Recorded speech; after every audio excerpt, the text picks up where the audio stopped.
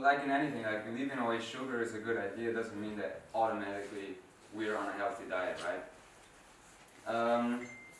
On average, vegans tend to have less of this disease, and that's why also the largest associations say that it could potentially prevent this disease, a vegan diet, a well-planned vegan diet.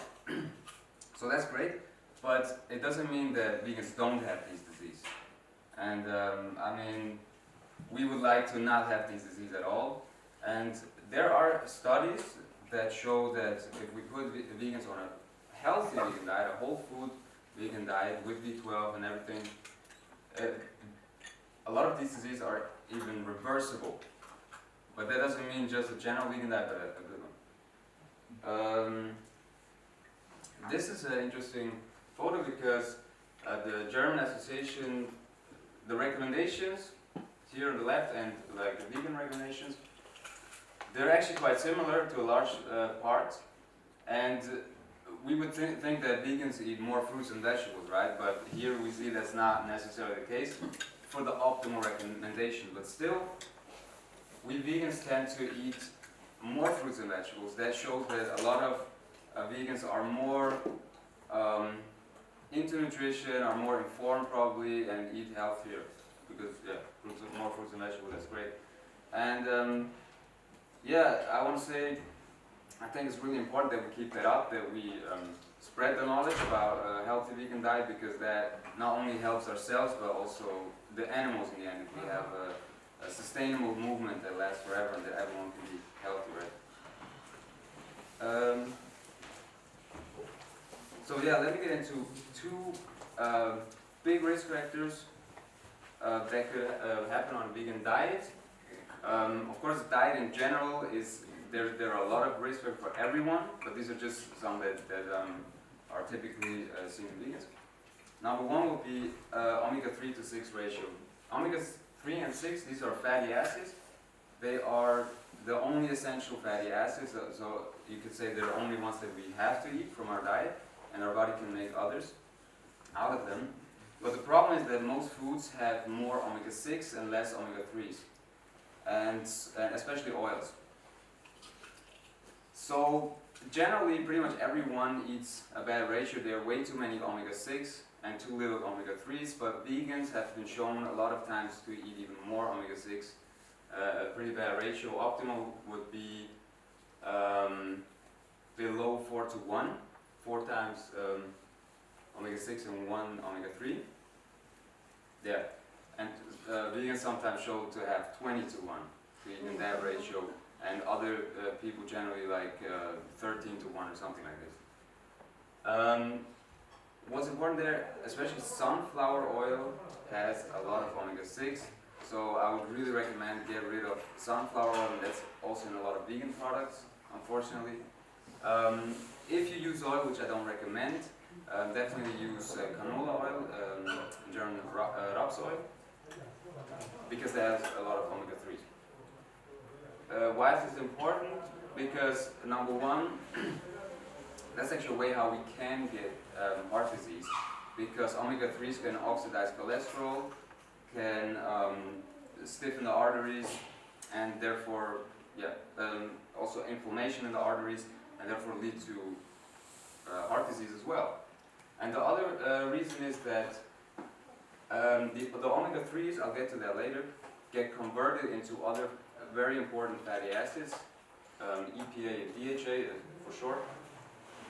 And they are really important, and if we eat too many omega-6, the conversion is kind of blocked, or not as good, so we don't get these very important fatty acids. Yep. And the second one, you could guess probably, is vitamin B12. It is, yes, very critical nutrient for vegans. And of course everyone can have deficiencies, but vegans can really be very, very low in vitamin B12. B12, yeah, so it can be very risky, and vitamin B12 deficiency can lead to anemia and even serious nerve damage. So yeah, that's very, very dangerous, and we definitely have to supplement that. And the other thing is why it can also lead to heart disease is that if we have too little vitamin B12, homocysteine can build up in the blood. That's an amino acid, and that again can damage the arteries and lead to heart disease. Yes, B12, I'll show you later. It is really important that we take this consistently and that we also take a right dosage, because especially here in Switzerland in the pharmacies, we don't get a proper dosage of B12. It's also very expensive, but generally too low. But I'll show you later how we can fix that. Okay, so now I want to give you like 3 steps how we can be healthy on a vegan diet. I would recommend this to everyone. I think this is the optimal diet, like this, more or less, from my research. And that would be whole foods, number 1. Number 2, incorporating specific foods. And number 3, incorporating specific supplements and nutrients. If we take care of these 3 steps, I'll get into, we should be pretty well off on a vegan diet. Okay, whole foods. I talk about this all the time, people who know me. This is really important. Basically, it's fruits, vegetables, mushrooms, whole grains, legumes, nuts, and seeds. Sounds very boring and not so much, but of course there are a lot of different legumes, whole grains, also citrus, cereals, like quinoa and things like this. Vegetables, fruits, there's a lot, of course. So basically, that's whole foods. Means no food that are processed. The whole food, basically, okay? A processed food would be sugar, oil, refined fats, and fruit juices. So, yeah, fruit juices, for example, fruits are great, eat a lot of fruits, that's good. But if we press out the fruit and we throw away most of the fiber and nutrients and just have the fruit juice, that's not so good. And the same with oil. A lot of people say, yeah, but olive oil is healthy. Same thing, we take olives, we press them out, we throw away most of the nutrients and the fibers, and we just have a very calorie-dense product. And that's not very good also for our metabolism. And then again, also the omega-6 is another thing, the oil. Specific foods. These are some important foods that I would incorporate every day, especially whole grains, legumes, like beans especially, dark green leafy vegetables like kale and spinach, cruciferous vegetables, for example, broccoli and cabbage, walnuts, flax seeds, berries, mushroom spices. Besides a lot of water and many fruits and vegetables. So, yeah, for example, the flax seeds have a lot of omega-3s, that's why they're in there, walnuts as well. Basically, if we incorporate these foods every day, along with, of course, other fruits and vegetables, we should get a lot of nutrients, and yeah, should be said very well. And actually, I have, in the end, I have a handout here where you have all this stuff on there, if you want to take it. Yeah. And the cool thing is, there's actually an app from Dr. Greger, Daily Dozen, where there's a checklist on there for these foods, and you also have the serving size. That's very great. I can really suggest to download that. That's also on here, so you don't have to download it right now. Specifics. Everyone's taking out the phone there. Specific nutrients and supplements. Again, I recommend everyone taking supplements, no matter what diet. And if the diet is poor, probably more. But for vegans, especially vitamin B12, I said it. Yeah, this is a recommendation. If you go on Vegan Challenge 22, they also recommend 2,500 micrograms once a week. It's very easy. You can fill up your storage by just taking it once a week. If you have strong deficiency, take a little more, of course. But I guess it's the easiest way to just take one pill a week. You can also take it daily, of course, but that's just what many people recommend. And that's very, very high, okay? Because a lot of supplements, they just don't make it to the gut where it can be uptaken, and it gets destroyed in the stomach. That's why it's really important to take enough. Then omega-3, EPA, DHA, I talked about this. A lot of people take fish oil capsules, but actually they don't know fish get their these fatty acids from algae. So we can also just take an algae oil supplement. And this is not 100% necessary if you eat very healthy, if you eat very low omega-6 and high omega-3, but still, just to be on the safe side, it makes sense to take this as well. And especially if you don't take care of your fatty acids, like if you just junk food, I guess, then this is very, very important. And then vitamin D3, this is important for everyone. No discussion, I would take it especially in the winter. 2,000 international units per day. And then iodine. Iodine and next would be, I don't know what's wrong. I thought, yeah. But it doesn't come right away. Oh yeah, see now. Iodine and selenium are very poor in the soil, especially in Europe. We don't have so much selenium. And yeah, iodine, for example, is in salt. We know it's iodized salt in Switzerland a lot, but then a lot of us use sea salt, and we also have to eat a lot of iodized salt. We need like 8 grams of salt to get only 150 micrograms. That's the minimum recommendation. And I mean, who eats 8 grams of salt from iodized salt is not recommended anyway. So that's why I say eat algae every day. Who eats algae every day? Yeah, not so many. So, and then you also have to eat it in the right amount, right? So I suggest take a kelp capsule with a kelp powder, and then you know exactly how much iodine you get every day.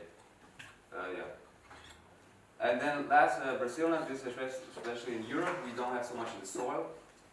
And so I recommend eating 1 to 2, or it's recommended to eat 1 to 2 Brazil nuts per day to get enough selenium. Yeah, and also this is interesting because a lot of nutrients are given to animals. For example, selenium and a lot of other minerals are fed to farm animals. So yeah, that's the reason why we have to be more careful there. Yeah, and this is one thing that is really underestimated. If we go on a whole food diet, if we leave away oil and things like this, yeah, but seriously, now, and also, this is an outreach as well. Some people say, I tried vegan for a week, and they've been basically eating fruits and salads, and they don't get enough calories. So they're craving food, and they think, okay, I need meat. No, they just need more calories. And especially if you go on a whole food diet, I have 2 rice here, suppose 90 grams of whole rice, of course, black rice, and 90 grams dry weight. And the left one has 300 calories and the right one 600. Why is that? Because here is oil on it. But the portion is exactly the same. So it's incredible. We could eat double the rice and have only 600 calories. Yeah, this is really underestimated, and yeah, that's important. Just as a last point. So I think if these 3 steps, we can be pretty healthy and eat enough calories of whole foods, and we're set with all nutrients. Okay, so outreach. Just some examples of what we could say to certain arguments. First of all, I want to say, of course, every person is different, every discussion is different with people, but basically what I found is that a lot of times it's kind of 2 different people, and one is the person who's not really there yet, who's not interested in going vegan at all, and is just making excuses like, oh, vegans don't have protein, they have deficiency and such. They're not interested. They're just saying this as excuses to not change anything. And in that case, I would not go too long into the discussion of nutrition, and rather change back to the ethical part and first see that they get there and understand why they want to go vegan. And one way, yeah, give like a brief answer to what they said, like answer the question, and then go back to the ethical topic. One way would be to say, for example, look, if you found out that a vegan diet can be totally healthy for you, what would justify this, and show the video. That way, yeah, they start thinking, really, like, if it was healthy, okay, there's no justification, right? And so, in the end, if they find out they can actually live vegan, yeah, there's no excuse. And then in the end, of course, if they're more open, give them good information like nutritionfacts.org, yeah, platforms where they can inform themselves. And the other one would be a person who's more shocked of the video and yeah, is more curious, can it really be healthy? Like they kind of see the point why we should go vegan and they kind of want to do it, but they're like, yeah, but I heard this and this. And so then it makes sense to explain to them and show and tell them, hey, it can be totally healthy on a vegan diet. And it can be totally healthy and delicious. And yeah, suggest them, of course, information in the end as well. So what are some arguments? Vegans have deficiencies. What I say here, this is really important. This is what I usually say to people is that almost everyone has deficiencies. The big question is, do vegans have more? Okay, so if we go to the doctor, make a blood test, maybe he'll say, yeah, you're okay, but we don't want to be okay, we want to be we want to have optimal levels of everything, right? And so pretty much everyone has not optimal levels. Everyone walking around the street, and I tell this to people, and the big question is, do vegans have more? And most people understand that vegans probably are pretty good because they eat more fruits and vegetables. So that makes sense for many people. And actually, yeah, vegans do have deficiencies. Yeah, absolutely, can happen. But in this example, with the same criteria, it is found that the omnivores have way more deficiencies. Okay, so it's not a question of do we have deficiencies or not. Generally, more like who has more, what is better. And if you eat healthy, like with these steps, you should be pretty good, better than average. One thing, just generally, when it comes to when someone is not doesn't know if the vegan diet can be good, if it's healthy, longest living population. I find this very interesting. That there's actually the vegetarian Adventists who are the longest living culture on planet Earth and vegetarian, and of these 20% were vegan and did the best. And that's incredible. It's crazy, right? I mean, you could basically say that the longest living people were vegans. And also, second, the longest living population are the traditional living Okinawans. They're not anymore traditionally living. They eat unhealthy now, but at that time they ate more than 69% plant-based. Now, I wouldn't use this as a one and only argument, because people can always say, yeah, correlation, causation, of course, but at least it's very interesting to see. Okay, so based on that, we can do more research, and that has been done. Argument protein, we heard it all the time, but I'm just going to get into it quickly again, because so many people say this. Basically, all essential amino acids originate from plants or microbes. All nutrients basically come from soil or the sun and microbes from plants. And yeah, amino acids are the building blocks of protein. So we could ask people, which plant does not contain protein? And they probably don't have a good answer, because there is none.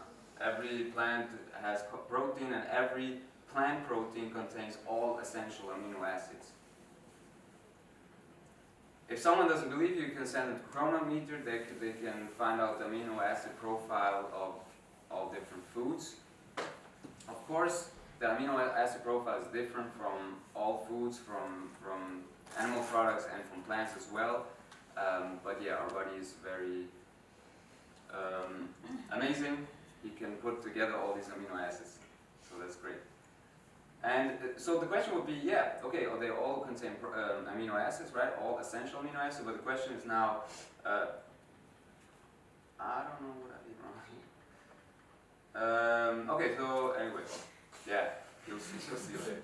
So approximately 10% of consumed calories should be from protein. That's the worldwide recommendation. And that's not so much, right? 10% only. And if it comes to, yeah, the quantity, actually all of our staple foods have more, 10% or more from protein. You see here rice, corn, lentil 30, If only this would work. Ah, here. Okay, so potatoes 11%, rice 10%, whole grains 15, corn 12, beans 25 to 35. So it's all 10 or more.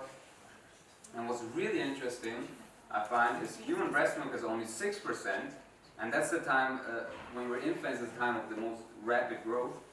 So that's the time we would theoretically need the most protein. And cow's milk at 30%. And that makes sense because a cow grows very quickly and a human not. And so human breast milk is the lowest in protein of all mammals and the highest in carbohydrate. And this is really interesting. I sometimes say this to people in outreach as well.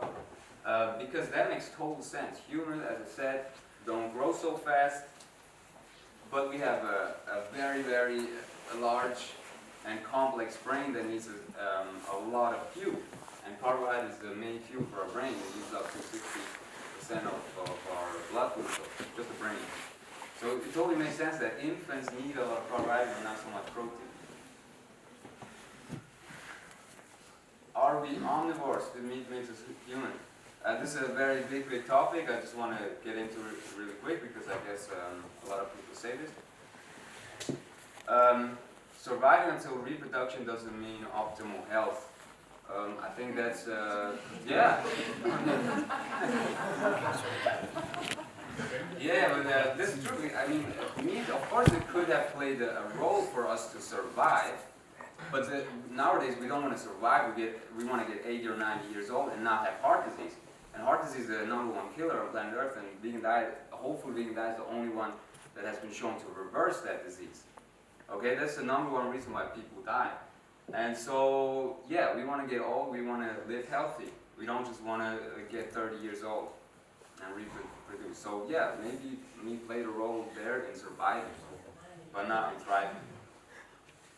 Our physiology, and yeah, so we humans are different animals in many ways. We're similar in many ways, but if we compare our physiology to animals, we're actually very, very close to herbivores, or more specifically frugivores. And yeah, I mean, I don't know if I would use this as an argument and tell people, yeah, we are herbivores, because it's kind of not so easy to just say we are or we are not, but our physiology is very, very close to these animals, and very, very well suited to eat plants. And if you want to get more information about this, you could check out Dr. Milton Mills on YouTube. Yeah, he goes into depth with this topic. Okay, so I really highly encourage you all to use nutritionfacts.org as a platform if you have any question on this topic. I guess most of my information I got is actually from there. And it's amazing because the studies and everything is presented, so really check that out. Yeah. Also, this is cool. Forks.vernice.com/recipes is all whole food. That's not so common in vegan recipes, so I really suggest that. Yeah. For the supplement, you can order this on, like this is an example, because you can order this in Switzerland. It has 2,500 micrograms. It's not so expensive. You can take it once a week. It's a lot better than buying something in the pharmacy that is very low in B12. So, yeah. And feel free to take a summary with you. Okay, cool. Thanks a lot.